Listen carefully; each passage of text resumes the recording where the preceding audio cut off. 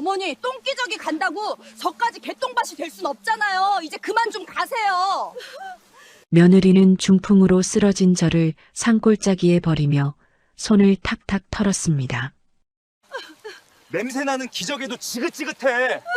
여보, 빨리 처리하고 여기 뜨자. 하나뿐인 아들마저 저를 벌레 보듯 내려다보며 뒤도 돌아보지 않고 떠나버렸습니다. 차가운 돌바닥에 버려져 죽어가던 그 순간 저는 마지막 힘을 쥐어짜내 전화했습니다.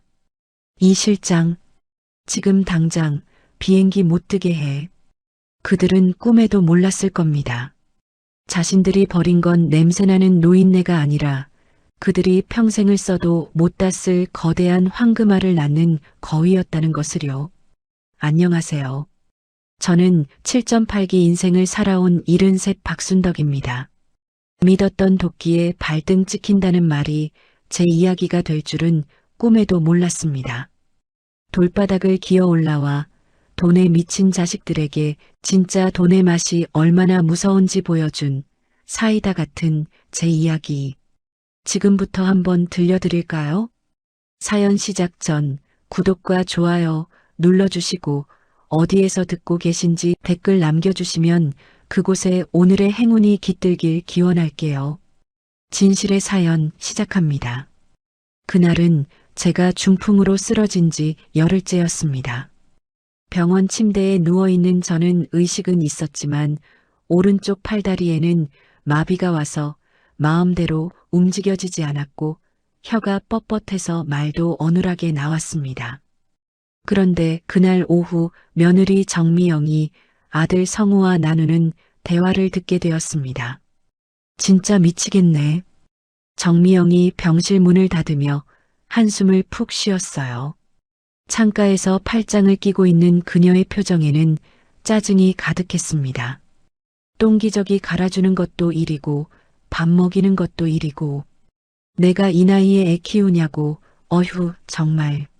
성우는 침대 옆 의자에 앉아 고개를 숙이고 있었어요. 손가락으로 무릎을 톡톡 치며 불안해하는 모습이었습니다. 간병인 쓸까? 성우가 조심스럽게 말했어요. 그 돈이 어디 있어? 하루에 20만 원은 나갈 텐데.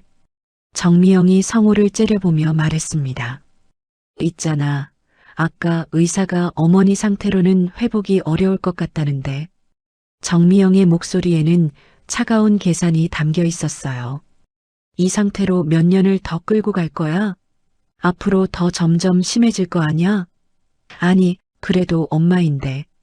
성우가 머뭇거리며 말을 꺼냈어요. 하지만 그의 목소리에도 확신은 없었습니다. 현실을 봐. 자기야 평생 이렇게 살 거야? 언제 죽을지도 모르는 노인네 데리고 평생 이러고 살 거냐고? 정미영이 성우를 향해 몸을 돌리며 말했어요.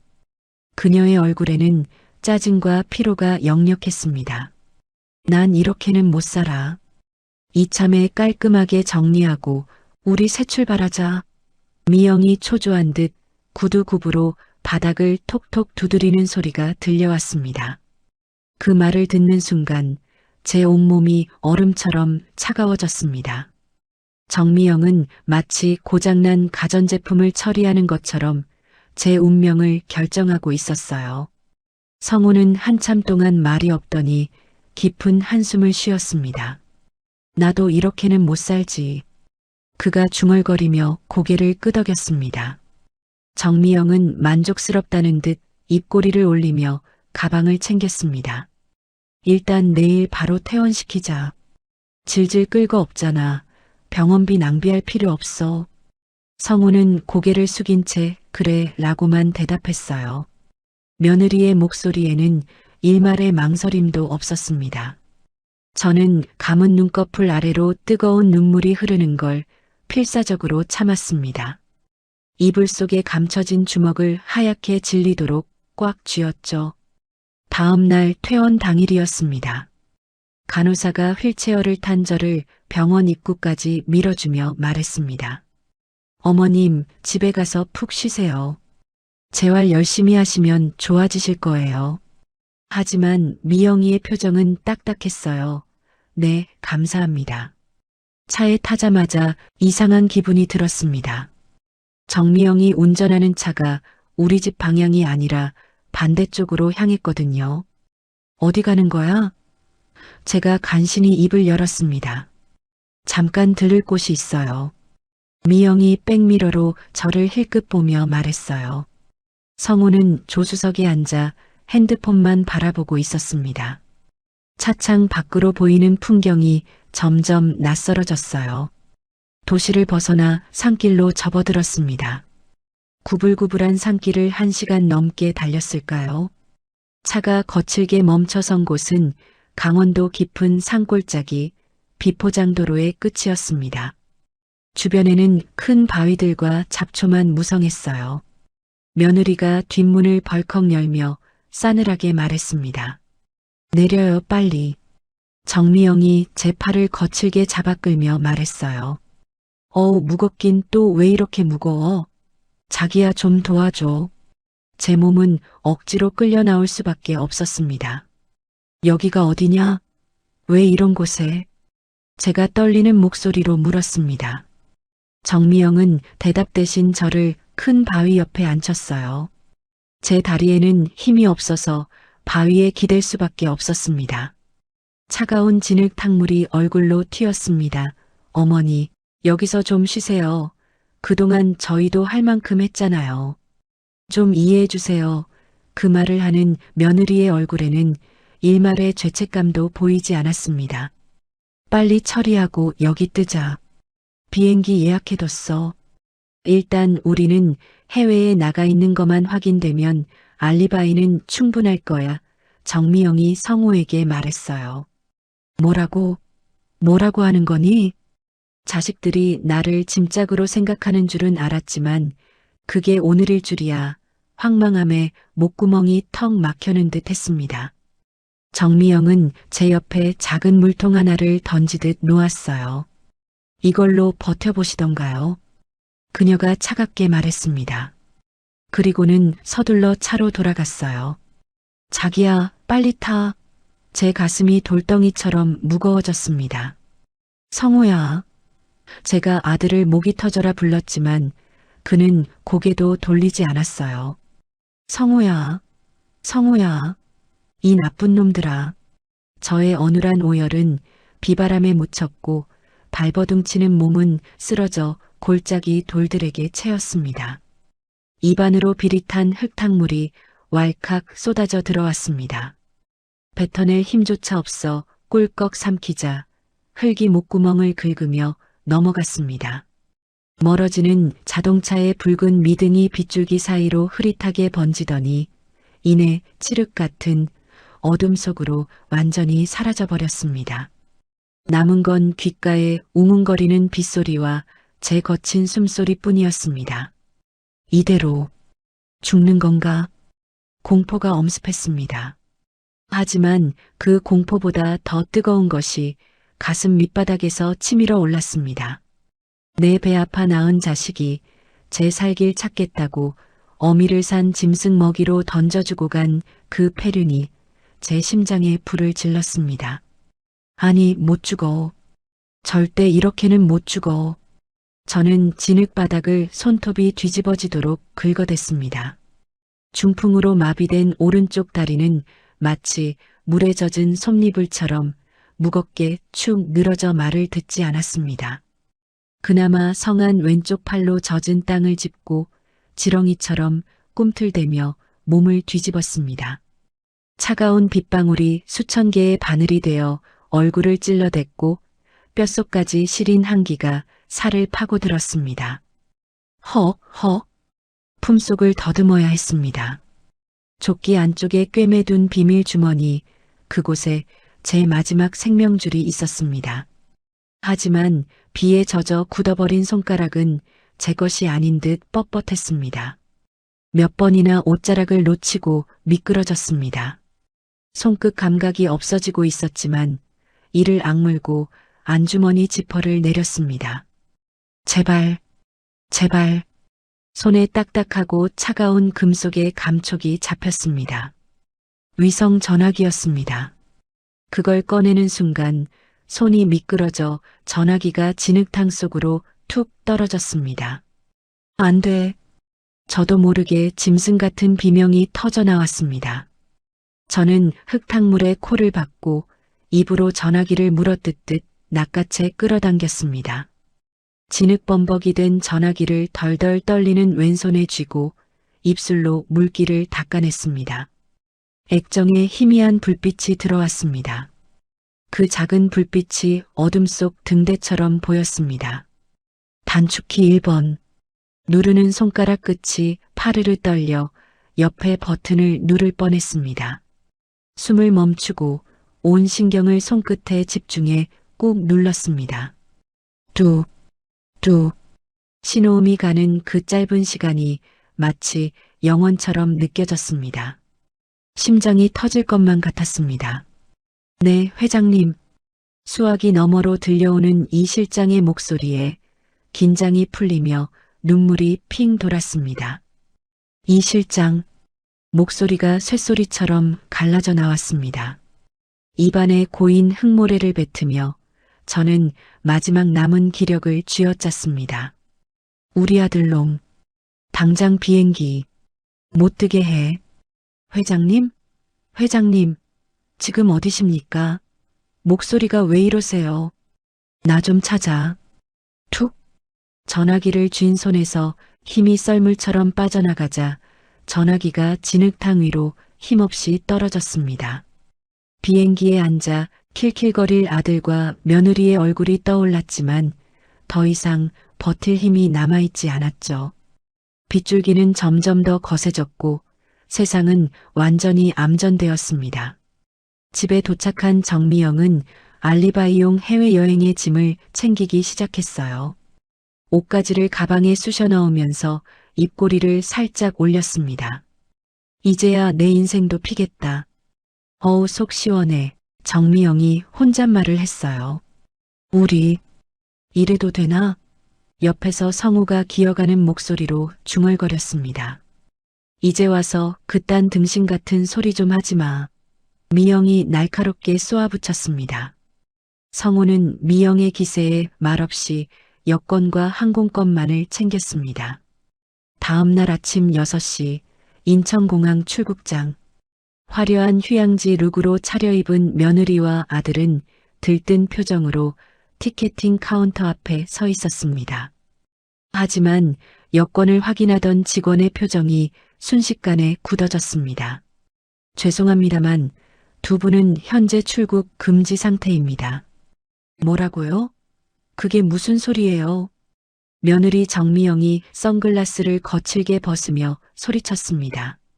주변 사람들의 시선이 쏠리자 성우가 아내의 팔을 잡아 끌었지만 그녀는 뿌리치며 직원에게 대들었습니다. 전산 오류 아니에요? 우리가 무슨 죄를 지었다고 출국 금지야. 긴급 조치가 내려왔습니다. 자세한 건 경찰서에 문의하셔야 합니다. 직원의 단호한 태도에 며느리의 얼굴이 백지장처럼 하얗게 질렸습니다. 혹시 시어머니를 버린 게 벌써 들통난 건가?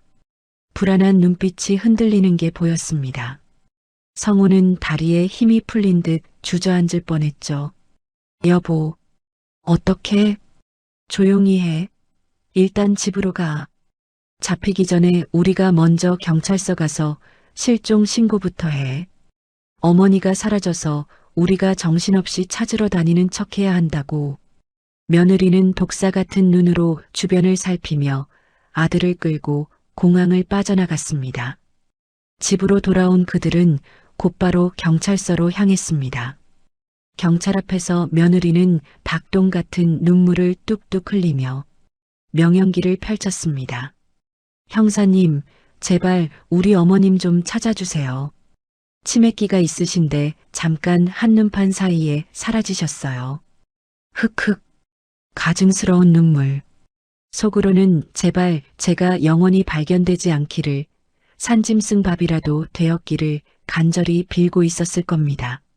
한편 강원도 깊은 산골에는 밤새 내리던 비가 그치고 뿌연 안개가 골짜기를 감싸고 있었습니다. 저는 죽음의 문턱을 넘나들며 차가운 흙바닥에 쓰러져 있었죠. 입술은 이미 보라색으로 변했고 체온은 이미 한계치까지 떨어진 상태였습니다. 붕, 붕. 어디선가 벌 날갯짓 소리가 들려왔습니다. 이른 아침부터 벌통을 확인하러 나온 양봉업자 김덕수 씨였습니다. 그는 숲을 사이에 쓰러져 있는 희끗한 물체를 발견하고는 걸음을 멈췄습니다. 아니, 저게 뭐여? 사람이야? 김덕수 씨가 낯을 팽개치고 달려왔습니다. 그의 뒤를 따르던 부인 김순옥 씨도 깜짝 놀라 입을 틀어막았습니다. 어머, 할머니네. 여보, 빨리 와봐요. 숨은 붙어 있는 거야? 김덕수 씨가 투박하지만 따뜻한 손으로 제 목을 짚어보았습니다. 미세하지만 콩닥거리는 맥박이 느껴졌습니다. 살아있어. 순호가 우선 집으로 모시고 가자.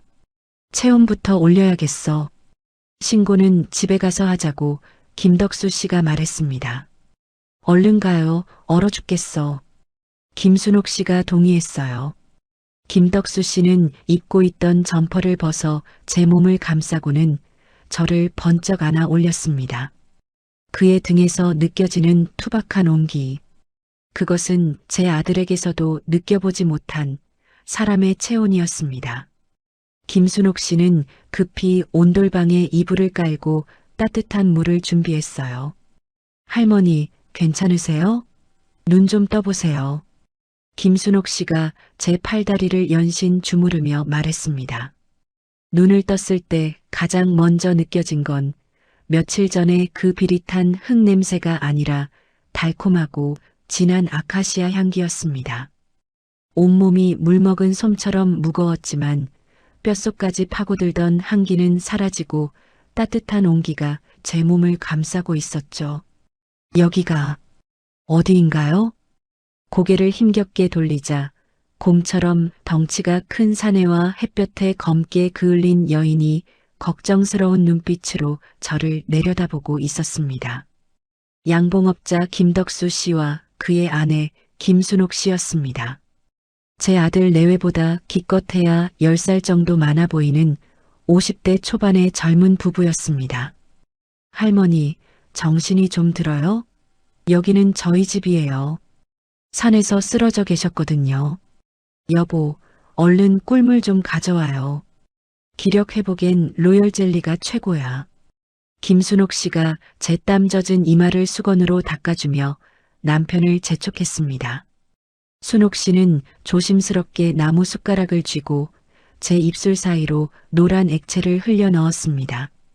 쌉싸름하면서도 달콤한 맛이 메말라 비틀어진 목구멍을 타고 넘어갔습니다. 꼬박 이틀을 앓으셨어요. 119를 부르려고 했는데 이번에 내린 비 때문에 산사태가 나서 도로가 끊겨서 오도 가도 못하고 우리가 죽이라도 쑤어서 먹였으니 망정이지 가슴이 얼마나 조마조마하던지. 그 말을 듣는 순간 가슴 한구석이 찌릿하게 아려왔습니다. 내 뱃속으로 낳은 자식 놈은 멀쩡한 어미를 산속에 갖다 버렸는데 피 한 방울 안 섞인 이 남들은 폭우 속에 쓰러진 노인을 살리겠다고 밤새 뜬 눈으로 간호를 했다니요. 눈가가 뜨거워지며 왈칵 눈물이 쏟아졌습니다. 아이고, 왜 우세요? 어디 아프세요? 자식들이 연락 기다리고 계실 텐데. 자식이라는 단어에 제 몸이 조건반사처럼 파르르 떨렸습니다. 저는 순옥 씨의 옷자락을 꽉 움켜쥐며 쉰 목소리로 간신히 내뱉었습니다. 아니, 아니야. 연락하지 마. 제 눈빛에 서린 도끼를 읽었는지 부부는 서로를 마주보며 의아한 표정을 지었습니다. 아직 연락하지 마시오. 제가 떨리는 목소리로 말했습니다. 김덕수 부부는 의아한 표정을 지었어요. 왜요? 가족분들이 걱정하고 계실 텐데. 김덕수 씨가 물었습니다. 저는 눈물이 핑 돌며 진실을 털어놓을 수밖에 없었어요. 내 자식이 나를 버린 겁니다. 그동안 알고 있으면서도 마음속 끄트머리에서 자식을 믿어주고 싶었던 마음이 결국 무너졌습니다. 입 밖으로 내뱉는 순간 차디찬 현실은 내가 버려졌다는 그 사실뿐이었죠. 할머니, 정말 그런 일이 있었다는 말씀이세요? 김순옥 씨가 믿을 수 없다는 표정으로 물었어요. 저는 저에게 일어난 일을 차근차근 설명했습니다. 중풍으로 쓰러진 후 며느리가 저를 짐짝 취급했던 일들도 모두요. 기저귀 갈 때마다 코를 막고 밥 먹일 때마다 짜증을 냈어요. 김덕수 씨의 얼굴이 빨갛게 달아올랐습니다. 그런 며느리가 어디 있어요? 김순옥 씨가 분노하며 말했어요. 아무리 힘들어도 부모를 그렇게 버릴 수가 있나요? 망할 것들. 김덕수 씨도 주먹을 불끈 쥐었습니다. 당장 경찰서에 신고해야겠어요. 이건 범죄예요. 하지만 저는 고개를 저었어요. 아직은 안 돼. 제가 김덕수 씨의 팔을 꽉 붙잡으며 말했어요. 지금 신고하면 그것들이 발뺌하겠지. 더 확실한 증거가 필요해. 김순옥 씨가 의아해했습니다. 무슨 증거요? 저는 김덕수 씨의 휴대폰을 빌려 이 실장에게 연락했습니다. 여보세요? 이 실장, 나다. 수화기 너머로 헉하고 숨을 들이키는 소리가 들렸습니다. 회장님, 살아계셨군요. 정말 다행입니다. 지금 어디십니까? 추적이 안 돼서 정말 걱정했습니다. 아니다. 난 괜찮다. 놈들은 공항에서 어떻게 됐지? 이 실장의 목소리가 차분하게 가라앉으며 그날의 상황을 보고했습니다. 예상대로였습니다. 공항에서 출국이 막힌 며느리와 아들은 길길이 날뛰다가 결국 꼬리를 내리고 집으로 돌아가 실종신고 쇼를 벌였다고 했습니다. 그리고 지금 그들은 제가 없는 틈을 타 재산을 가로채기 위해 미친 듯이 뛰어다니고 있다고 합니다. 미영이는 서울 명동의 주거래은행 VIP 상담실을 찾았다고 합니다. 명품 가방에서 제 인감도장과 신분증, 위임장을 꺼내 탁자 위에 보란 듯이 올려두었겠죠. 어머니가 갑자기 지방 요양원으로 가시게 돼서 경황이 없네요. 병원비랑 거처 마련할 비용이 급해서 그러는데 예금 전액을 일단 제 계좌로 이체해 주세요. 하지만 지점장은 난처하다는 듯 깍듯하게 고개를 숙이며 서류를 밀어냈을 겁니다. 사모님, 죄송합니다만 박순덕 고객님 계좌는 고액자산가 안심이체 대상으로 등록되어 있습니다. 안심이체요? 인감이랑 위임장이 다 여기 있는데 무슨 상관이에요? 제가 며느리라니까요. 규정상 어쩔 수 없습니다. 박순덕 고객님께서 직접 설정해 두신 보안 등급이라 인감뿐만 아니라 본인의 홍채 인식과 지정맥 손가락, 정맥 인증이 없으면 단 1원도 인출할 수 없습니다. 며느리의 얼굴이 순식간에 흑빛으로 변하는 꼴이 눈에 선했습니다. 저는 평소 놈들의 씀씀이가 해프고 제 돈을 노리는 눈빛이 심상치 않아 미리 은행에 최고 등급의 보안을 걸어두었거든요. 그 의심이 오늘 제 전 재산을 지키는 신의 한 수가 된 셈입니다. 아니, 지금 지방에 계시다니까요. 누나를 뽑아오라는 거야 뭐야. 죄송합니다. 본인이 내방하지 않으시면 어떤 예외도 인정되지 않습니다. 결국 쫓겨나듯 은행을 빠져나온 며느리는 대기하고 있던 성우의 차에 타자마자 핸드백을 집어던지며 히스테리를 부렸겠지요. 이 늙은 할망구가 진짜 죽을 때까지 돈을 움켜쥐고 안 놓네. 홍채 인식이 필요하대. 살아있는 눈알이 필요하다고. 그럼 어떡해? 건물은? 부동산도 마찬가지야. 법무사가 그러는데 요즘 세상에 인감만 가지고는 어림도 없대. 매도용 인감 떼려 해도 본인 지문이랑 얼굴 확인이 필수래. 미치겠네, 진짜. 돈줄이 꽉 막혀버린 그들에게 남은 선택지는 단 하나뿐이었습니다.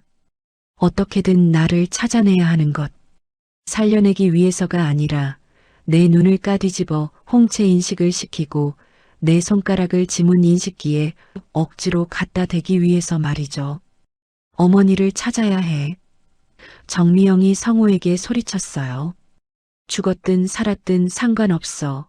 일단 데리고 와야 한다고. 성우는 아내의 무서운 표정에 움츠러들었습니다. 그럼 어떻게 찾는데? 경찰보다 우리가 먼저 찾아야 돼. 급해진 정미영은 성우와 함께 제가 실종된 산 일대로 향했습니다. 수색경까지 대여해서 필사적으로 저를 찾기 시작했어요. 어머니, 어디 계세요? 정미영이 산속에서 목이 터져라 소리를 질렀습니다. 하지만 그 목소리에는 걱정이 아니라 초조함만 가득했어요. 성우는 뒤따라오면서 불안해하고 있었습니다. 아오씨, 시신이라도 찾아야 사망신고라도 하지. 두 사람 다 어머니에 대한 걱정은 단 한 톨도 섞여 있지 않았습니다. 정미영은 수색 중에 김덕수 부부의 양봉장 근처까지 왔어요. 혹시 할머니 한 분 보신 적 있으신가요? 정미영이 물었습니다. 가짜 눈물까지 흘리며 연기를 하고 있었어요. 김순옥 씨는 못마땅한 표정으로 여기가 어디라고 할머니가 여기까지 와요? 그런 사람 못 봤는데요 라고 대답했습니다. 정미영의 가증스러운 연기를 보고 있으니 속이 뒤틀렸거든요. 제발 좀 찾아주세요. 어머니가 몸이 많이 불편하거든요. 정미영이 애걸복걸했어요. 김덕수 씨는 예, 보이면 연락드릴게요라고 대답했지만 혀를 끌끌 차며 어이없어 했습니다. 수색 3일째가 되었습니다. 지쳐버린 정미영 부부가 잠시 바위에 앉아 쉬고 있을 때였어요. 저는 김덕수 부부와 함께 멀리서 그들을 관찰했습니다. 정말 인간 같지도 않네요. 이제 와서 찾는 이유가 뭘까요? 김순옥 씨가 혀를 찼어요. 저렇게 가식적으로 연기하다니. 저는 이 실장에게 메시지를 보냈습니다. 모든 준비가 끝났나? 네, 회장님. 언제든지 시작하실 수 있습니다. 그럼 내일부터 1단계를 실행하지. 김덕수 부부는 제가 누구인지 궁금해했지만 저는 아직 말할 때가 아니라고 생각했어요. 그날 밤 정미영은 집에서 인터넷을 뒤졌습니다. 사망신고 없이 재산 처분하는 방법을 검색하고 있었어요. 성우는 그런 아내를 보며 소름이 돋았습니다. 미영아, 우리 이렇게까지 해야 하는 거야. 성우가 떨리는 목소리로 말했어요. 쫄리면 빠져. 이게 나만 좋자고 하는 짓이야? 우리 인생을 위해서 하는 거야. 정미영이 차갑게 대답했습니다. 수색 나흘째 되는 날이었습니다. 저는 김덕수 부부와 함께 양봉장 일을 도우며 몸을 추스르고 있었어요. 아직 오른쪽 팔다리는 불편했지만 왼손으로 간단한 일은 할 수 있었습니다. 김순옥 씨가 끓여주는 꿀물 덕분인지 기력이 붙는 게 느껴졌죠. 마당에 앉아 잠시 볕을 쬐는데 양봉장 근처 샘물을 떠가던 미영이와 눈이 마주쳤습니다. 이런. 순간 그녀의 얼굴이 하얗게 질렸어요. 마치 귀신을 본 것처럼 입을 벌린 채 멈춰 섰습니다. 저도 너무 놀랐지만 이내 차가운 표정으로 그녀를 바라보았어요. 어머니? 정미영이 떨리는 목소리로 말했습니다. 그리고는 갑자기 물통을 떨어뜨리며 달려왔어요. 어머니, 어머니. 정미영이 소리를 지르며 달려왔습니다. 우리가 얼마나 찾았는지 알아요? 경찰에 신고하고 산을 다 뒤지고. 흑흑, 살아계셔서 정말 다행이에요. 미영은 눈물까지 매달고 이야기했습니다. 하지만 제 표정은 돌처럼 굳어 있었죠. 어머니를 찾느라 얼마나 걱정했는지. 정미영이 제 손을 잡으려 했어요. 저는 손을 뒤로 빼며 그녀를 째려봤습니다. 그 순간 정미영의 눈에 당황스러운 기색이 스쳤어요. 어머니, 왜 그러세요? 저예요, 미영이에요. 알고 있다. 제가 차갑게 말했습니다. 김덕수 부부가 급히 달려왔어요. 누구쇼? 김덕수 씨가 정미영을 경계하며 물었습니다. 안녕하세요. 지난번에 할머니 찾는다고 했었는데 저희 어머니를 돌봐주셨나요? 아휴, 정말 감사합니다. 근데 그때는 왜 모른다고 하셨는지 순간 미영이가 의심의 눈초리로 김순옥 씨를 노려봤어요. 댁이 찾는 할머니가 이분인 줄 몰랐죠. 할머니가 가족이 없다고 하셨거든요. 김순옥 씨는 얼른 시치미를 뚝 떼고 능글맞게 맞받아쳤습니다. 가족이 어떻게 할머니를 잃어버릴 수 있어요? 김순옥 씨가 날카롭게 물었습니다. 정미영의 얼굴이 순간 굳었지만 금세 슬픈 표정을 지었어요. 병원에서 퇴원하신 후에 갑자기 안 보이셨어요. 아마 치매 기질이 있으셔서. 정미영이 거짓말을 지어냈습니다. 김덕수 씨는 미심쩍다는 표정을 지었어요. 어머니, 이제 빨리 집으로 가요. 정미영이 제 팔을 잡으려 했어요. 아니다. 난 여기 더 머물렀다, 가련다. 제가 단호히 말했습니다. 정미영의 얼굴에 순간 짜증이 스쳤지만 금세 억지 미소를 지었어요. 무슨 소리세요? 집이 더 편하시잖아요. 그녀의 목소리에는 가식이 가득했습니다. 하지만 가지 않겠다는 저의 말에 미영은 돌아설 수밖에 없었습니다. 그날 저녁 정미영은 성우와 함께 다시 찾아왔어요. 어머니, 그동안 고생 많으셨죠? 성우가 어색하게 말했습니다. 이제 집에 가서 편히 쉬셔야죠. 미영이 강요하듯 말했어요. 저는 몇 번을 말하니 여기 공기도 좋고 조용하니 여기서 쉬고 싶다고. 제가 뜻대로 되지 않자 미영이의 입술 끝이 티나게 떨리고 있었습니다. 병원에서 정밀 검사를 받으셔야 해요. 그리고 이건 집주인한테도 민폐잖아요. 미영이 억지로 웃으며 말했습니다. 무엇보다 어머님 건강이 제일 중요하고요. 성호도 엄마 미영이 말이 맞아요라며 아내 편을 들었어요. 김덕수 부부가 할머니가 싫다고 하시는데 왜 억지로 데려가려 하세요? 라며 나섰습니다. 열받아 있던 미영에게 기름이라도 부은 듯 덕수 씨의 말을 듣자마자 미영의 눈에 화가 번쩍 올라왔어요. 가족 일에 왜 끼어드세요? 정미영이 날카롭게 반응했습니다. 김덕수 씨도 할머니를 걱정해서 하는 말인데요 라며 맞섰어요. 분위기가 험악해졌지만 정미영은 금세 표정을 바꿨습니다. 죄송해요. 워낙 걱정이 되어서. 정미영이 한 발짝 물러나며 고개를 숙였습니다. 하지만 그녀의 눈에는 꺼지지 않은 분노가 그대로 남아 있었죠. 결국 저는 아들 부부와 함께 집으로 돌아가야 했어요. 고마운 덕수 부부에게까지 피해를 주는 것 같아서 마음이 무거워졌거든요. 내가 여기서 버티면 이 고마운 사람까지 다친다. 할머니의 눈에 깊은 슬픔이 어렸습니다.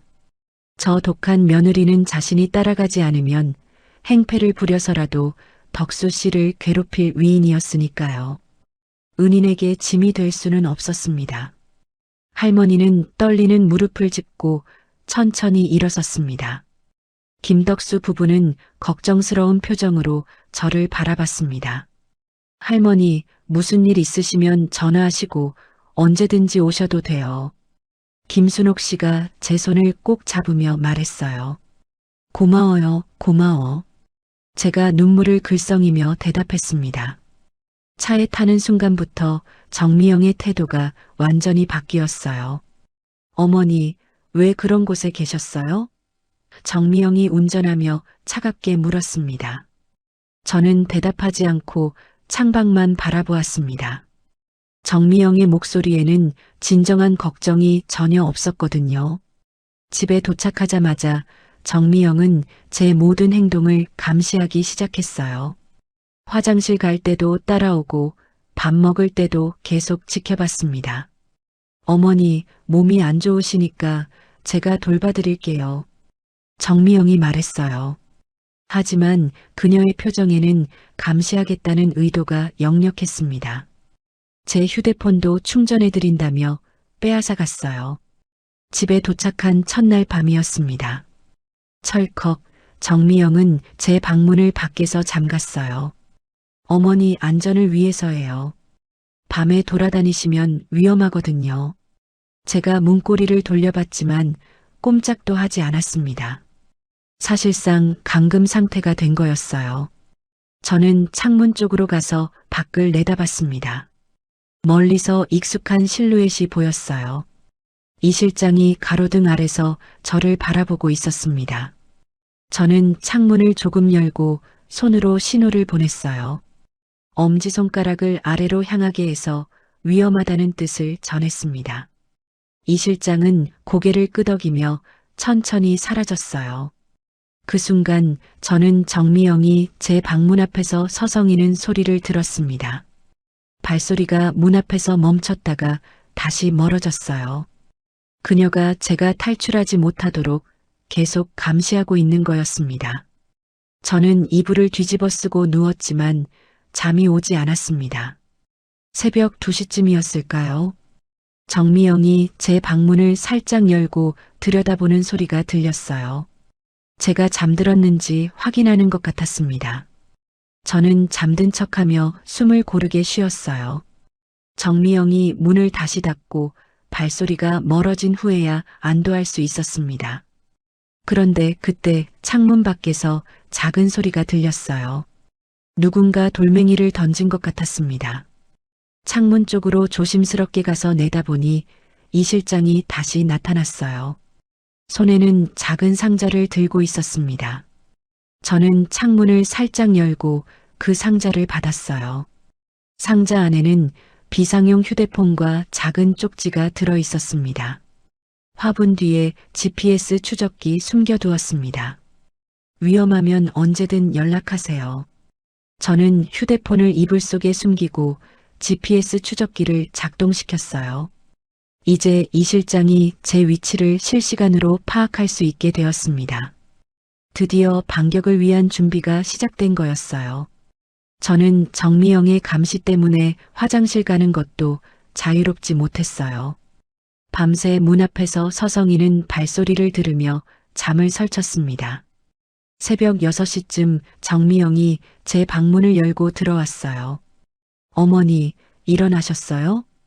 정미영이 가짜 미소를 지으며 물었습니다. 화장실 좀 가고 싶은데. 제가 힘없이 말했어요. 정미영이 저를 부축해서 화장실까지 따라왔습니다. 심지어 문 앞에서 기다리며 어머니, 괜찮으세요? 를 연발했어요. 저는 그녀의 끈질긴 감시에 숨이 막힐 것 같았습니다. 아침 식사 때도 제 모든 행동을 지켜보고 있었거든요. 어머니, 밥 많이 드세요. 정미영이 숟가락으로 밥을 떠주었어요. 하지만 그녀의 눈에는 짜증이 가득했습니다.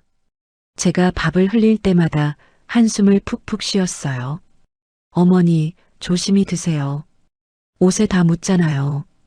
저는 일부러 더 서툴게 먹는 척했습니다. 오전 10시경 정미영이 장 좀 보고 올게요라며 외출 준비를 했어요. 어머니, 절대 방에서 나오시면 안 돼요. 안에서 푹 쉬고 계세요. 정미영이 현관문을 나서며 문을 2번 확인했습니다. 저는 창문으로 그녀가 완전히 사라질 때까지 기다렸어요. 30분의 소중한 시간이 주어졌습니다. 저는 얼른 이 실장에게 전화했습니다. 회장님, 괜찮으십니까? 이 실장의 걱정스러운 목소리가 들렸어요. 기다리고 있었습니다. 이 실장, 이제 일을 버려야 할 때가 된 것 같다. 제가 작은 목소리로 말했습니다. 30년간 숨겨둔 모든 걸 꺼낼 때가 됐어. 이 실장이 잠시 침묵하더니 무거운 목소리로 대답했어요. 네, 회장님. 그동안 준비해둔 모든 자료가 완벽하게 정리되어 있습니다. 제 가슴이 두근거리기 시작했습니다. 먼저 상황부터 보고 드리겠습니다. 이 실장이 차근차근 설명하기 시작했어요. 대한물산그룹의 실제 지분 60%, 전국 27개 물류센터, 강남 핵심 상권 빌딩 12채, 비밀계좌 7개에 총 2,800억 원, 모든 게 그대로 보존되어 있습니다. 저는 숨을 깊이 들이마셨어요. 제가 평생 숨겨왔던 진짜 정체를 이제 드러낼 때가 온 거였거든요. 겉보기에는 기저귀 차고 밥도 못 먹는 평범한 할머니였지만 실제로는 국내 3대 물류기업을 소유한 실소유주였습니다. 30년 전 경영 일선에서 물러나면서 조용히 살기로 결심했었거든요. 진짜 재산은 상상을 초월하는 규모였습니다. 회장님을 산골짜기에 유기한 순간부터 모든 것을 기록해왔습니다. 이 실장이 보고했어요. GPS 추적기로 정확한 좌표까지 파악했고 현장 사진도 촬영했습니다. 김덕수 부부께서도 증인으로 적극 협조해 주시기로 하셨고요. 며느리가 은행 3곳과 부동산 중개업소 5곳을 방문한 모든 기록도 확보했습니다. 이 실장의 목소리에는 확신이 넘쳤어요. 감시 체계는 어떻게 되어 있나? 제가 물었습니다. 현재 집 앞 가로등에 초소형 카메라 2대, 뒷마당에 1대 설치했습니다. 며느리의 모든 행동이 실시간으로 녹화되고 있어요. 또한 그녀가 방문했던 모든 기관에 미리 연락해서 추가 거래를 차단해둔 상태입니다. 저는 이 실장의 치밀함에 감탄했어요. 먼저 며느리의 모든 재산 처분 시도를 원천 차단하겠습니다. 국민은행, 신한은행, 우리은행 모든 지점에 거래 정지 명령을 내렸고요. 부동산 등기소와 세무서에도 특별 감시 요청을 했습니다. 정미영이 어떤 수를 써도 한 푼도 건드릴 수 없게 만들어 두었어요. 시계를 보니 벌써 20분이 지나 있었어요. 미영이 언제 돌아올지 모르는 상황이었습니다. 마지막으로 한 가지만 더 확인하세. 제가 급하게 말했어요. 내일 그룹 직원들이 방문할 때 필요한 서류들 다 준비됐지? 네, 주식증서, 원본과 인감증명서, 그리고 회장 취임 당시 사진까지 모든 게 준비되어 있습니다. 저는 급히 휴대폰을 이불 속 깊숙이 숨겼어요. 5분 후 현관문이 열리는 소리가 들렸습니다. 어머니, 다녀왔어요. 정미영의 목소리가 들렸어요. 곧바로 제 방으로 달려와서 문을 벌컥 열었습니다. 어머니, 뭐하고 계셨어요? 정미영이 의심스럽게 물었어요. 그냥 누워 있었다. 제가 힘없이 대답했어요. 정미영은 제 방안을 구석구석 훑어보더니 화분 주변도 살펴봤습니다. 다행히 휴대폰을 완벽하게 숨겨둔 상태였어요. 어머니, 혹시 누구한테 연락하시거나 하는 건 아니죠? 내가 통화할 때가 어디 있다고 정미영이 안심했는지 안방으로 갔어요. 30분 후 각종 서류를 한 아름안고 제 방에 들어왔습니다. 어머니, 몸이 많이 안 좋으시죠? 정미영이 가짜 걱정을 하며 말했어요. 기억도 가물가물하시고 판단력도 예전 같지 않고. 저는 속으로 비웃으며 무슨 소리야? 라고 어리둥절한 표정을 지었어요. 그러니까 제가 어머니 일을 대신 처리해 드려야 할 것 같아요. 정미영이 서류들을 제 앞에 쫙 펼쳐놓았습니다. 부동산 양도 계약서, 예금 인출 동의서, 심지어 유언장 양식까지 있었어요. 모든 서류에는 이미 정미영의 이름이 수익자로 적혀 있었습니다. 이게 뭐지? 제가 일부러 멍한 표정을 지으며 연기를 시작했어요. 어머니 재산을 안전하게 관리하기 위한 서류예요. 정미영이 달콤하게 설명했어요. 하지만 제 목걸이에는 이 실장이 준비한 초소형 녹음기가 숨겨져 있었습니다. 정미영의 모든 말이 생생하게 녹음되고 있었어요. 어머니가 정신이 온전하지 못하시니까 제가 대신 처리하는 거예요. 도장만 여기에 쾌 찍어주시면 돼요. 이런 건 잘 모르겠는데. 제가 머뭇거리며 말했습니다. 괜찮아요. 다 어머니를 위한 일이니까요. 정미영이 억지로 웃으며 도장을 제 손에 쥐어줬어요. 하지만 이 실장이 이미 모든 서류를 법적으로 무효화시켜둔 상태였습니다. 정미영이 아무리 도장을 받아도 단 한 푼도 건드릴 수 없게 만들어둔 거였어요. 글씨가 코딱지만 해서 보이지도 않는다. 제가 일부러 눈을 비비며 시간을 끌었습니다. 어디에 찍으라는 거지? 제가 도장을 들고 헤매는 척했어요. 정미영의 얼굴에 짜증이 스치기 시작했습니다. 어머니, 여기요. 빨간 네모칸에 찍으시면 돼요. 아, 왜 이렇게 보채는 거니? 제가 순진한 척 물었어요. 그냥 일찍 처리하는 게 좋거든요. 정미영의 목소리에 조급함이 묻어났어요. 요즘 세상이 어수선해서 재산을 안전하게 보관해야 해요. 저는 속으로 피식 웃으며 그래도 내가 직접 은행에 가서 라고 말했어요. 안 돼요. 정미영이 갑자기 목소리를 높였다가 급히 웃음을 지었어요. 어머니 기력도 안 좋으시잖아요. 그날 저녁 성우가 퇴근해서 돌아왔어요. 정미영이 성우를 부엌으로 끌고 가서 작은 목소리로 대화를 나누었습니다. 어머니가 뭔가 수상해. 정미영이 걱정스럽게 말했어요. 생각보다 정신이 또렷한 것 같아. 서류에 도장 찍는 것도 자꾸 미루고. 성우가 그럼 어떻게 하지? 라고 물었어요. 내일까지는 무조건 도장을 받아내야 해. 스스로 다짐하는 듯한 미영의 목소리는 단호했습니다.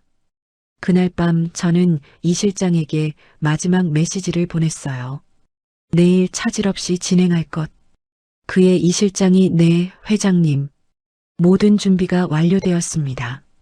내일 오후 2시에 그룹 직원 3명이 방문할 예정입니다. 라고 답장을 보내왔습니다. 저는 창밖을 바라보며 깊은 숨을 쉬었어요. 정미영이 제게 한 모든 모욕과 학대가 생생하게 떠올랐어요. 내일부터는 제가 주도권을 쥐고 게임을 시작할 차례였습니다. 재산 이전 서류를 강요받은 지 사흘째 되는 날이었습니다. 미영이는 아침부터 초조해하며 저를 재촉했어요. 어머니, 오늘은 꼭 서류 처리를 끝내야 해요. 며느리가 다급하게 말했습니다. 은행에서 자꾸 연락이 와서 더 이상 미룰 수가 없어요. 저는 일부러 그래도 천천히 이런 중요한 일을 라며 시간을 끌었습니다. 정미영의 얼굴에 짜증이 스쳤지만 금세 가짜 웃음을 지었어요. 어머니, 제가 다 알아서 할게요. 저 못 믿으세요. 하지만 그녀의 목소리에는 간절함이 묻어났습니다. 갑자기 현관 초인종이 울렸어요. 며느리가 누구지? 라며 인터폰을 확인했습니다. 안녕하세요. 대한물산그룹에서 나왔습니다. 정미영의 얼굴이 순간 굳어졌어요. 뭔 그룹이요? 잘못 오신 것 같은데. 이 실장이 미리 준비한 계획에 따라 그룹 직원 3명이 정장을 차려입고 왔어요. 박순덕 회장님께 중요한 계약서에 서명을 받으러 왔습니다. 미영이가 누구요? 회장님? 이라며 어리둥절해했습니다. 여기는 일반 주택인데 뭔 회장님을 찾아. 하지만 직원들은 이미 현관문을 열고 들어오고 있었어요. 실례합니다. 박순덕 회장님 댁이 맞죠? 팀장격인 직원이 공손하게 물었습니다. 정미영이 우리 시어머니 성함이 박순덕이긴 한데 라며 당황했어요. 그분은 그냥 평범한 할머니세요. 중풍 때문에 몸도 불편하시고 잘못 오신 것 같은데요. 직원들은 정미영의 말을 무시하고 곧장 제 방으로 향했습니다. 저는 이미 단정하게 옷을 차려입고 앉아 있었어요. 회장님, 그동안 안녕하셨습니까? 팀장이 90도로 인사했습니다. 나머지 두 직원도 깊숙이 허리를 굽혔어요. 미영이가 입을 벌린 채 이 광경을 바라보고 있었습니다. 뭐가 어떻게 된 거예요? 정미영이 더듬거리며 물었어요. 저는 침착하게 들어와라고 직원들을 맞았습니다. 회장님, 원래 보고서와 중요 계약서를 가져왔습니다. 팀장이 서류 가방을 열었어요. 정미영의 눈이 점점 커졌습니다. 어머니, 이게 무슨 일이에요? 정미영이 떨리는 목소리로 물었어요. 저는 정미영을 차갑게 바라보며 입을 열었습니다. 사실 내가 대한물산그룹의 창립자이자 실소유주야. 그 순간 정미영의 얼굴이 하얗게 질렸어요. 처음에는 어머니가 치매 때문에 헛소리 하신다며 웃으려 했습니다. 하지만 직원들이 보여준 주식 증서와 부동산 등기부를 보고는 말문이 막혔어요. 국내 3대 물류기업이에요. 직원 수만 1만 2천 명입니다. 팀장이 설명했어요. 정미영이 휘청거리며 벽에 기댔습니다. 네가 그렇게 탐내던 강남 아파트와 예금은? 제가 천천히 말했어요. 내 전체 재산의 0.1%도 안 돼. 정미영의 입에서 어떻게? 라는 소리만 새어나왔습니다. 수천억 원의 자산, 전국 27개 물류센터, 강남 핵심 빌딩 12채가 다 내 거야. 정미영이 바닥에 주저앉을 듯 휘청거렸어요. 회장님, 이달 매출이 전월 대비 12% 증가했습니다. 직원이 보고했어요. 신규 물류센터 3곳도 계획대로 준공되었고요. 정미영은 이 모든 상황을 믿을 수 없다는 표정으로 바라보고 있었어요. 30년 전에 경영 일선에서 물러났지만 지분은 그대로 보유하고 있어. 제가 설명했습니다. 조용히 살고 싶어서 숨어 있었던 거지. 갑작스러운 반전에 당황한 정미영이었지만 그녀의 눈에는 곧 다른 빛이 돌기 시작했어요. 재빨리 계산기를 돌리며 상황을 파악하고 있었습니다. 어머니. 정미영이 갑자기 다른 사람이 된 것처럼 말했어요. 그동안 제가 얼마나 정성껏 모셨는지 아시죠? 저는 그녀의 급변하는 태도를 차갑게 지켜봤습니다. 이제 와서 정성이라니. 정말 사랑하는 마음으로 모셨어요. 정미영이 갑자기 무릎을 꿇었어요. 어머니를 평생 모시겠습니다. 지금까지 부족한 게 있었다면 다 고치겠어요. 직원들이 놀란 표정으로 정미영의 돌변을 바라봤습니다. 회장님, 저희는 일단 밖에서 기다릴까요? 팀장이 조심스럽게 물었어요. 아니야. 계속 있어. 제가 단호히 말했습니다. 이제 정말 중요한 이야기를 할 거니까. 정미영의 얼굴에 불안한 기색이 스쳤어요. 뭔가 좋지 않은 일이 벌어질 것 같다는 예감이 든 것 같았습니다. 그래, 네가 어떻게 나를 모셨는지 정확히 기억하고 있어. 제가 의미심장한 미소를 지었어요. 이 실장에게 미리 준비하라고 했던 노트북이 있었습니다. 팀장이 노트북을 켜서 거실 TV에 연결했어요. 이제 네가 나에게 어떻게 했는지 다시 한번 볼까? 정미영의 얼굴에서 혈색이 완전히 사라졌습니다. 대형 TV 화면에 정미영이 저를 산골짜기에 버리는 영상이 재생되었어요. GPS 추적 기록과 함께 정확한 위치까지 표시되어 있었습니다. 빨리 처리하고 여기 뜨자는 정미영의 음성이 생생하게 들려왔어요. 직원들이 충격에 빠져 서로를 바라봤습니다. 정미영은 말을 더듬기 시작했어요. 이건 오해예요. 정미영이 떨리는 목소리로 외쳤어요. 어머니가 갑자기 안 보이셔서 찾으러 다닌 거예요. 하지만 화면에는 그녀가 집에 돌아와서 여행짐을 싸는 모습도 나왔습니다. 이제 정말 자유로워질 수 있겠네라고 혼잣말하는 장면까지요. 팀장이 이건 명백한 범죄 행위입니다라고 중얼거렸어요. 이어서 정미영이 기저귀를 갈아주면서 코를 막던 장면이 나왔어요. 냄새 때문에 못 있겠네라며 투덜거리는 모습도 있었습니다. 언제까지 이런 일을 해야 하는 거야라고 하는 장면에서는 직원들이 고개를 저었어요. 정미영이 은행과 부동산 중개업소를 돌아다니며 재산 처분을 시도하는 영상도 있었습니다. 어머니가 죽었으니 재산을 처분하겠다는 대화까지 녹음되어 있었어요. 어떠니 너의 영상을 본 소감이? 제가 정미영을 향해 차갑게 말했어요. 네가 나에게 한 모든 것을 똑같이 되돌려받을 차례야. 정미영이 어머니, 제발, 이라고 애걸하기 시작했습니다. 하지만 저는 더 이상 그녀의 거짓 눈물에 속지 않았어요. 30년간 쌓아온 분노가 폭발하는 순간이었습니다.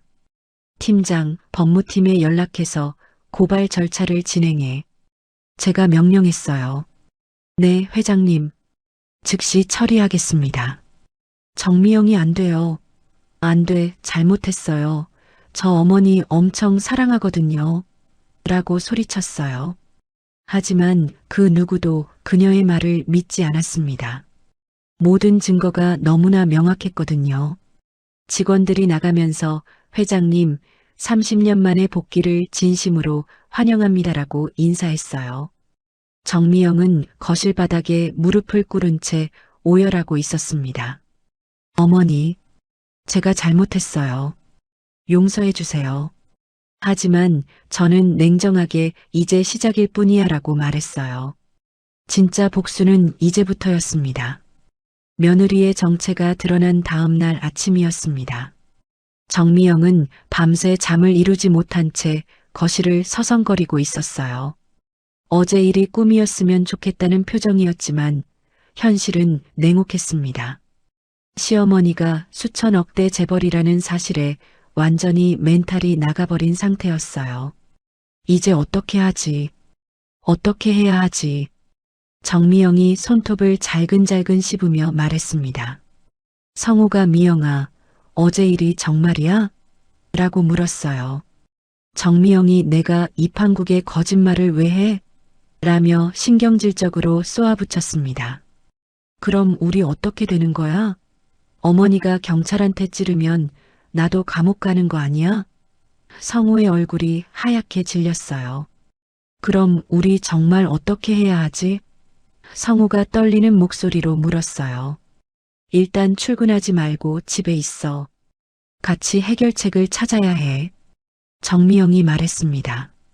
성우는 회사에 연락해서 병가낸다며 휴대폰을 들었어요. 우리 운명이 걸린 문제야. 일보다 중요해. 두 사람 모두 절박한 표정이었습니다. 성우가 회사에 병가 연락을 한 후 정미영과 마주 앉았어요. 엄마가 그렇게 큰 회사 회장이었다니. 성우가 중얼거렸습니다. 엄마가 진작 말했으면 일이 이렇게까지 안 됐을 텐데. 오히려 저를 원망하는 성우의 목소리가 떨렸어요. 산골짜기에까지 버렸는데. 아, 이제 정말 끝났어. 그런데 1시간쯤 지나자 정미영의 눈에 다른 빛이 돌기 시작했어요. 잠깐, 어차피 들통났으니 끝까지 가보자. 정미영이 거울을 보며 머리를 다시 빗기 시작했습니다. 어머니가 재벌이라면 오히려 기회일 수도 있어. 성우가 무슨 소리야? 라며 의아해했어요.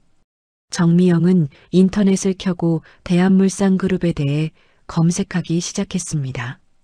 자기야, 이것 좀 봐. 이 사진 구성, 최대주주 현황. 정미영이 꼼꼼하게 정보를 수집했어요. 30년 동안 경영 일선에서 물러나 있었다면 반대 세력도 있을 거야. 성우가 그게 우리랑 무슨 상관이야? 라고 물었어요. 자기는 진짜 생각이 없어? 우리가 이용할 수 있다는 뜻이야. 정미영이 흥미진진하게 말했습니다. 성우는 여전히 이해하지 못했지만 아내의 말에 귀를 기울였어요. 어떻게 이용한다는 거야? 어머니를 정신병원에 입원시키는 거야. 치매 환자로 만들어서. 성우가 깜짝 놀라며 그런 게 가능해? 저렇게 눈 시퍼렇게 뜨고 계시는데? 라고 물었어요. 오전 10시 정미영은 제 방으로 들어왔어요. 그리고 갑자기 제 앞에서 무릎을 꿇더니 머리를 바닥에 박았습니다. 어머니, 제가 잘못했어요. 정말 잘못했어요. 정미영이 목이 메어 우는 소리로 말했어요. 성우도 따라와서 어머니 앞에 무릎을 꿇었습니다. 엄마, 저도 정말 죄송해요. 성우가 고개를 숙이며 말했어요. 그동안 엄마에게 불효를 저질렀어요. 죄송합니다. 일어나. 제가 차갑게 말했습니다. 하지만 두 사람은 계속 바닥에 엎드린 채 울고 있었어요. 어머니, 제발 용서해 주세요. 저희가 미쳤었어요. 저는 두 사람의 연기를 지켜보며 속으로 비웃었어요. 어제까지만 해도 저를 귀찮아하던 사람들이 갑자기 이렇게 변할 수 있다니. 그래, 그동안 어떻게 나를 대했는지 잘 알고 있어. 황천기를 눈앞에 두었던 그 골짜기를 잊을 수가 없지. 성우와 정미영의 얼굴이 더욱 하얗게 질렸어요. 엄마, 그럼 어떻게 해야 할까요? 성우가 떨리는 목소리로 물었어요. 뭐든지 할게요. 정말 뭐든지요. 정미영이 덧붙였습니다. 저는 생각해 보겠다라고만 말하고 나가라고 했어요. 두 사람이 네, 기다리겠습니다라며 조심스럽게 방을 나갔습니다. 하지만 그들의 진짜 계획은 이제부터였어요. 거실로 나온 두 사람은 표정을 완전히 바꿨습니다. 미영은 그렁그렁했던 눈물을 손바닥으로 거칠게 닦아냈습니다. 자기야, 우리가 살려면 어머니를 제거해야 해. 정미영이 냉정하게 말했습니다. 하지만 그렇게 하면 성우가 망설였어요. 우리가 안 하면 감옥 가는 거야. 자기도 공범이라고. 성우가 잠시 생각하더니 고개를 끄덕였어요. 미영아, 내 말이 맞아. 우리가 안 하면 정말 끝나는 거야. 엄마를 정신병원에 보내자. 정미영이 그래. 이제 정신 차렸네라며 만족해했습니다. 정미영이 대한물산그룹 사회이사 명단을 보며 전화를 걸기 시작했어요. 성우는 옆에서 뭐라고 말할 거야? 라고 물었습니다. 어머니가 치매라고 하는 거야. 회사 경영 못하신다고. 안녕하세요. 박순덕 회장님의 아들 박성우입니다. 성우가 첫 번째 사회이사에게 전화를 걸었어요. 혹시 시간 되시면 중요한 말씀을 드리고 싶은데요. 저희 어머니 건강 상태에 대한 심각한 문제가 있어서요. 성우의 목소리는 걱정에 찬 아들 그 자체였습니다. 정미영이 옆에서 고개를 끄덕이며 잘하고 있어라는 표정을 지었어요. 오후 2시 성우와 정미영은 강남의 한 카페에서 사회이사 김전무와 만났어요. 어머니가 치매가 많이 진행되셨어요. 성우가 안타까운 표정으로 말했습니다. 어제도 저희를 못 알아보시더라고요. 정미영이 가짜 눈물을 흘렸어요. 김전무가 아니, 그런 건 아직 전달 못 받았는데 그럼 회사 경영은 어떻게 하시겠다는 건가요? 라고 물었어요. 그래서 전문의 진단을 받아보려고 해요. 만약 정신감정에서 판단 능력이 없다고 나오면? 김 전무가 조심스럽게 물었습니다. 그럼 후견인 제도를 통해서 저희가 대리로. 성우가 의미심장하게 말했어요. 김 전무의 눈에 관심 있다는 빛이 돌았습니다. 사실 저희도 30년 만에 복귀에 대해 우려가 있었어요. 부부는 속으로 쾌재를 불렀어요. 어머니께서 경영 감각을 완전히 잃으신 것 같아 걱정이에요. 정미영이 걱정스럽게 말했습니다. 어제도 이상한 결정을 내리시려고 하시더라고요. 성우가 덧붙였어요. 구체적으로 어떤 결정이었나요? 김 전무가 관심 있게 물었어요. 갑자기 회사를 팔겠다고 하시는 거예요. 외국 회사에 말이죠. 부부의 거짓말은 점점 더 정교해졌습니다. 그날 오후 성우와 정미영은 또 다른 임원 2명과 연속으로 만났어요. 모두에게 같은 이야기를 했습니다. 어머니가 치매로 판단 능력을 상실하셨다. 회사를 위해서라도 정신감정이 필요하다. 임원들은 하나같이 고개를 끄덕였어요. 저녁 7시 부부는 마지막 카드를 꺼냈습니다. 정신과 전문의 이 원장과의 만남이었어요. 저희 어머니를 강제 입원시킬 수 있는 방법이 있나요? 성우가 직설적으로 물었습니다. 가족의 동의와 의사 소견이 있으면 가능합니다. 이 원장이 대답했어요. 정미영이 진단서 작성도 가능한가요? 라며 봉투를 건넸어요. 집에 돌아온 부부는 계획을 정리했어요. 어머니를 정신병원에 입원시키고 우리가 공동후견인이 되는 거야. 정미영이 말했습니다. 그럼 그룹 경영권도 우리가 가질 수 있어. 성우가 동의했어요. 이미 임원들도 다 동의했어. 어차피 우리가 안 하면 감옥 가는 거니까 선택의 여지가 없어. 내일 어머니를 병원에 모시고 가자. 성우가 계획을 정리했습니다. 건강검진이라고 뻥치고 데려가. 그리고 강제 입원시키는 거야. 그런 다음에 후견인 신청하고 경영권 넘겨받는 거지. 정미영이 덧붙였어요. 그날 밤 부부는 만족스러운 표정으로 잠자리에 들었어요. 내일이면 모든 게 끝나. 엄마도 이 모든 문제도. 성우가 말했습니다. 다리 쭉 뻗고 잘 날이 머지 않아 보였습니다. 다음 날이었습니다. 아침 9시 정미영과 성우가 제 방에 들어왔어요. 어머니, 오늘 병원에 가셔야 해요. 정미영이 상냥한 목소리로 말했습니다. 정밀 검사를 받아보시는 게 좋을 것 같아서요. 성우도 엄마 건강검진 한번 받아봐요라며 동조했어요. 무슨 검사? 제가 의심스럽게 물었습니다. 그냥 종합검사요. 중풍 이후에 한 번쯤은 받아보셔야 해요.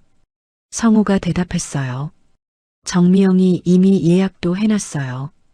10시에 가야 해요라고 재촉했습니다. 저는 속으로 드디어 시작하는구나라고 생각하며 알겠다고 대답했어요. 부부는 안도하는 표정을 지었습니다. 차에 타자 정미영이 어머니, 혹시 기분이 우울하거나 그러시지 않으세요? 라고 물었어요. 요즘 잠도 잘 안 오시고 자꾸 이상한 말씀도 하시고. 성우가 맞아. 어제도 나 잘 못 알아보시는 것 같던데? 라며 거짓말을 했습니다. 저는 그런 적 없는데? 라고 반박했지만 부부는 서로 의미심장한 눈빛을 주고받았어요. 병원에 도착하자 정신과 이 원장이 직접 나와서 저희를 맞았어요. 안녕하세요, 박순덕 어르신. 오늘 진료받으러 오셨죠? 저는 정신과요? 왜 정신과에 왔어요?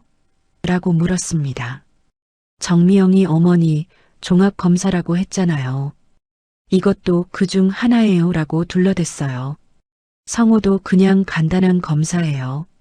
걱정하지 마세요 라며 제 팔을 끌었습니다. 진료실에 들어가자 이 원장이 각종 질문을 하기 시작했어요. 오늘이 몇 월 며칠인지 아세요?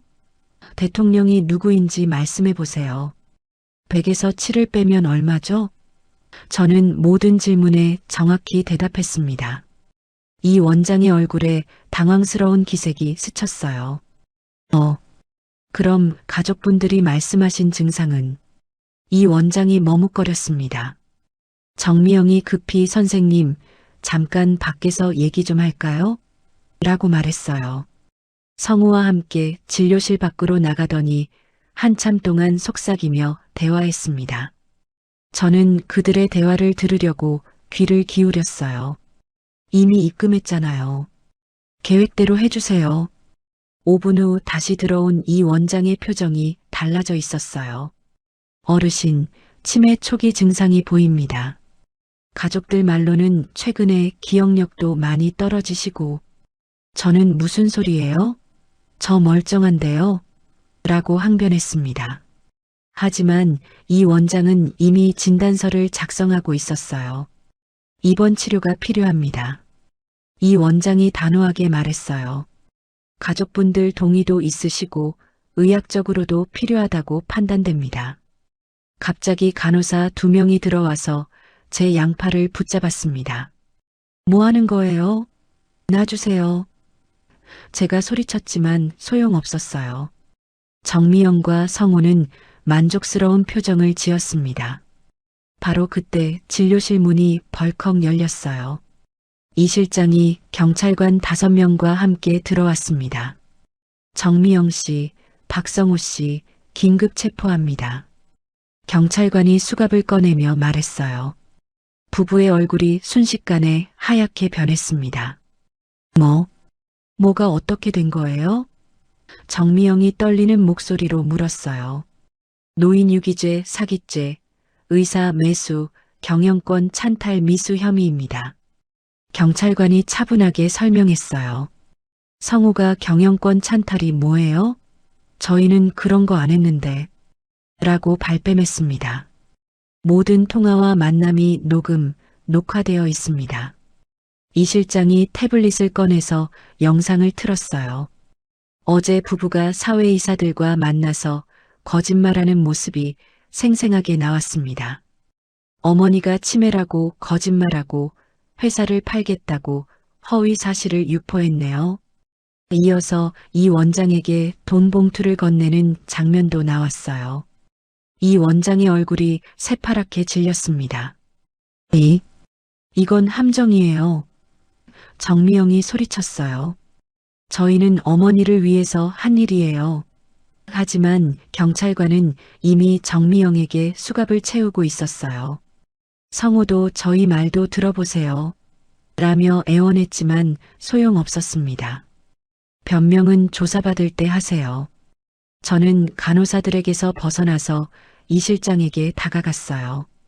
이 실장, 수고했어요. 회장님, 괜찮으십니까? 이 실장이 걱정스럽게 물었어요. 부부는 이제야 상황을 정확히 이해한 듯 절망적인 표정을 지었습니다. 엄마, 우리를 시험한 거예요? 성우가 믿을 수 없다는 표정으로 물었어요. 시험?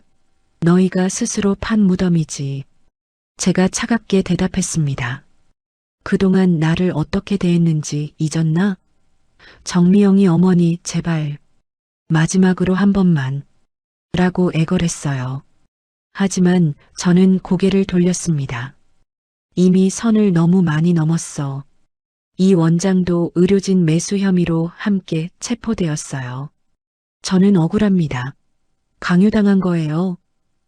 이 원장이 변명했지만 소용없었습니다.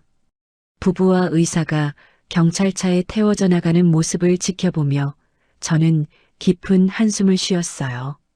드디어 모든 게 끝났다는 안도감이 들었습니다. 병원에서 나온 후 저는 이 실장과 함께 대한물산 본사로 향했어요. 이제 그룹 내부 정리도 해야겠어요. 제가 말했습니다.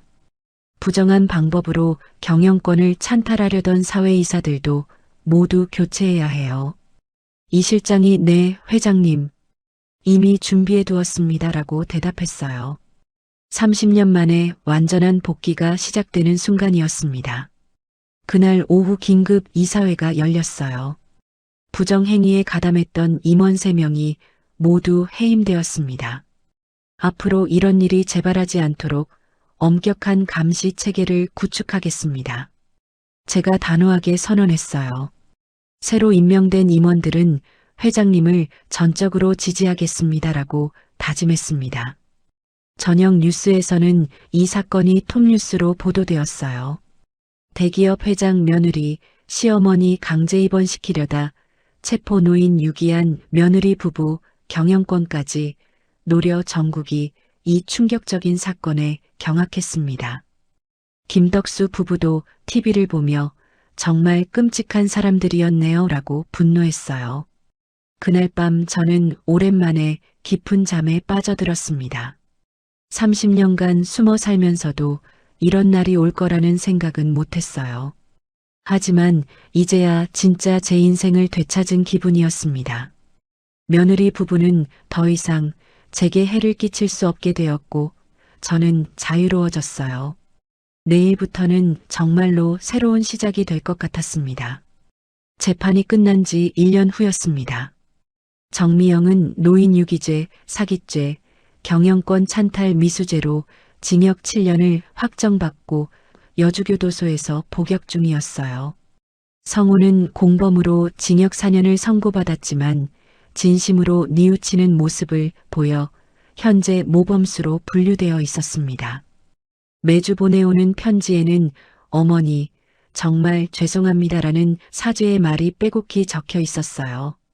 저는 그 편지들을 읽으며 복잡한 심정을 감출 수 없었습니다. 저는 대한물산그룹 명예회장으로 완전히 복귀해서 이 실장과 함께 회사를 새롭게 정비했어요. 부정한 방법으로 경영에 개입하려던 임원들은 모두 교체했고 투명한 경영 시스템을 구축했습니다. 30년 만에 돌아온 만큼 더욱 책임감 있게 경영하겠습니다. 주주총회에서 제가 다짐했을 때 박수갈채가 터져 나왔어요. 그룹의 주가도 제 복귀 이후 30% 상승했습니다. 그룹 수익의 40%를 출연하여 박순덕 노인보호재단을 설립했어요. 전국 1,500여 가정의 독거노인을 지원하고 24시간 노인 학대 신고센터를 운영했습니다. 전담 변호사 20명과 사회복지사 50명을 두어 학대받는 어르신들을 법적으로 보호하고 있어요. 저처럼 가족에게 버림받는 노인이 더 이상 생기지 않았으면 좋겠습니다. 재단 출범식에서 제 말에 참석자들이 눈물을 글썽였어요. 양봉업자 김덕수 부부는 제가 선물한 20배 규모로 확장된 양봉 농장을 운영하며 대성공을 거두었어요. 연간 15억 원의 수익을 올리며 그룹 전속 납품업체가 되었고 지역 일자리도 30개 창출했습니다. 할머니 덕분에 저희 인생이 완전히 바뀌었어요. 김순옥 씨가 감사 인사를 할 때마다 제 마음이 따뜻해졌어요. 매주 양봉장을 방문해서 꿀 채취 과정을 지켜보는 시간이 제 인생 최고의 행복이었습니다. 재판 과정에서 정미영은 끝까지 억울하다며 반성하지 않았어요. 시어머니가 함정을 파서 저희를 빠뜨린 겁니다. 최후 진술에서도 이런 말을 했습니다. 반면 성우는 제가 정말 잘못했습니다. 어머니께 용서를 구합니다라며 진심으로 뉘우쳤어요. 판사도 며느리와 아들의 태도가 극명하게 다르다며 형량의 차이를 두었습니다. 성우가 교도소에서 보내는 편지 내용이 점점 달라지고 있었어요. 처음엔 단순한 사죄였지만 최근에는 재단 일을 도와드리고 싶다는 내용이 늘어났습니다. 어머니가 하시는 노인 보호 사업이 정말 의미 있는 일인 것 같아요. 출소하면 그 일에 평생을 바치고 싶습니다. 저는 그 편지를 읽으며 진짜 변했나? 라는 생각이 들었어요. 어느 날 성우가 교도소에서 면회 신청을 해왔어요. 1년 만에 처음 보는 아들의 모습에 저는 놀랐습니다. 살이 많이 빠지고 머리가 하얗게 센 모습이었어요. 어머니, 정말 죄송합니다. 성우가 유리창 너머로 고개를 숙였습니다. 매일 어머니께 한 일을 생각하면 잠이 안 와요. 내 편지 잘 받아보고 있어. 제가 담담하게 말했습니다. 정말 뉘우치고 있는 거지? 성우가 네, 정말이요. 미영이가 시키는 대로만 했다는 게 변명일 뿐이에요라고 대답했어요. 제가 어머니를 지켰어야 했는데. 성우의 눈에서 진짜 눈물이 흘러내렸습니다. 출소하면 뭘 할 생각이야? 제가 물었어요. 가능하다면 재단에서 일하고 싶어요. 어머니처럼 학대받는 노인분들을 도우면서 속죄하고 싶습니다. 성우의 목소리에 간절함이 묻어났어요. 하지만 어머니가 용서 안 해주셔도 이해해요. 제가 한 일이 너무 큰 죄니까요. 저는 생각해보겠다라고만 말하고 면회를 마쳤습니다. 재단 운영 2년 차에 접어들면서 감사한 일들이 많이 생겼어요. 도움받은 어르신들의 감사 편지가 매일 수백 통씩 도착했고 전국 100개 대학교에서 특강 요청이 쇄도했습니다. 진정한 효도와 가족의 의미에 대해 젊은이들에게 강연할 때마다 보람을 느꼈어요. 돈보다 중요한 건 마음입니다. 부모님을 진심으로 사랑하세요. 제 말에 학생들이 울먹이며 할머니 말씀 잊지 않겠습니다라고 다짐했어요. 김덕수 부부와 함께 보내는 시간이 늘어났어요. 매주 양봉장에서 벌들과 교감하며 진짜 가족은 피가 아니라 마음으로 이어지는 것임을 다시 한번 깨달았습니다. 할머니, 저희가 할머니 친딸, 친아들이에요. 김순옥 씨가 농담을 할 때마다 웃음이 터져 나왔어요. 그래, 너희가 내 진짜 가족이야. 저도 진심으로 대답했습니다. 성우의 출소가 6개월 앞으로 다가왔을 때였어요. 교도소장이 전화를 걸어왔습니다. 박성호 수감자가 모범적으로 생활하고 있어서 조기 출소 대상이 되었습니다. 어머님 의견이 중요할 것 같아서 연락드렸어요. 저는 한참 고민한 끝에 허락하겠습니다라고 대답했어요. 성우가 출소하는 날, 저는 하얀 두부를 들고 직접 교도소까지 마중을 갔어요. 3년 만에 보는 아들은 완전히 다른 사람이 되어 있었습니다. 어머니, 성우가 제 앞에 무릎을 꿇으며 오열했어요. 일어나. 이제 새로 시작하자. 저는 성우를 일으켜 세우며 말했습니다. 재단에서 일할 수 있을까요? 성우가 조심스럽게 물었어요. 조건이 있어. 절대 과거를 잊어서는 안 돼. 네, 평생 기억하며 속죄하겠습니다. 성우는 재단에서 말단 직원부터 시작했고 진심으로 어르신들을 돕는 모습을 보여줬어요. 1년 후에는 성우 씨만큼 정성스럽게 도와주는 사람이 없다는 평가를 받았습니다. 저는 이제 이 실장, 김덕수 부부, 그리고 변화한 성우와 함께 활기찬 노년을 보내고 있어요. 건강한 100세까지 더 많은 어르신들에게 희망을 전하자는 목표로 매일 새로운 일들을 계획하고 있습니다. 재단을 통해 지금까지 5만 명의 어르신을 도왔고 제 경험이 세상을 조금이나마 바꾸는데 도움이 되었다는 생각에 뿌듯합니다. 마지막으로 전국의 모든 가족들에게 말씀드리고 싶어요. 진정한 효도는 부모님의 재산이 아니라 마음을 얻는 것입니다. 나이 드신 부모님을 귀찮아하지 마세요. 언젠가는 여러분도 늙고 자녀들에게 의지해야 할 때가 올 테니까요. 그때 후회하지 않으려면 지금 당장 부모님을 진심으로 사랑하세요. 돈은 없어져도 다시 벌 수 있지만 부모님을 잃으면 다시는 돌아오지 않거든요. 후회하기 전에 지금 당장 부모님께 안부 전화 한 통 드려보세요. 세상의 모든 부모님들께도 말씀드리고 싶습니다. 자녀들에게 재산을 물려주는 것보다 올바른 인성을 심어주는 게 훨씬 중요해요. 아무리 많은 돈을 물려줘도 자녀의 마음이 썩어 있으면 그 돈이 오히려 독이 될 수 있거든요. 저처럼 평생 모은 재산 때문에 목숨을 잃을 뻔한 부모가 되지 마세요. 대신 자녀가 어른이 되어서도 부모를 진심으로 사랑하고 존경할 수 있도록 가르치세요.